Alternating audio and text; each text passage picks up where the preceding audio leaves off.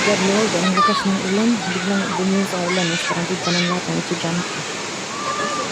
Ano, ang lakas-lakas ang may ano pa, may kidlat. Tapos ano, hindi talaga makauwi yung mga estudyante guys. Kasi biglaan yung mga 3 o'clock na-start yung bus ng ulan. Ayan, sa sobrang lakas ng ulan, ayan. Mga bata hindi natatakot, maglaro sa tubig.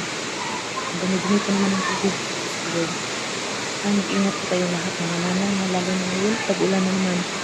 Puso na naman ngayon ang danger, Lord, please. Mag-ating po tayo lahat.